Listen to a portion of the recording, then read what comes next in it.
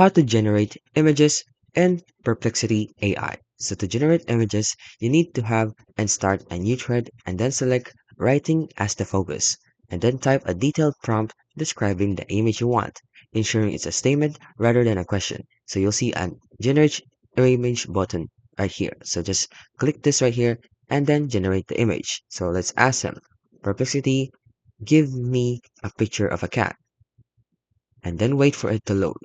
It will answer you with a prompt and you will need to sign in to your account. So just sign into your Google account and after that, you can now click on the generate image button to create your image. And note that this feature is only available for Perplexity Pro users. So if you don't have the Pro version on your account, you won't be able to generate images. So just after that, there's also an optional where you can refine your image and add some more specific prompts or select different styles. And that's how you can basically generate images in Perplexity AI.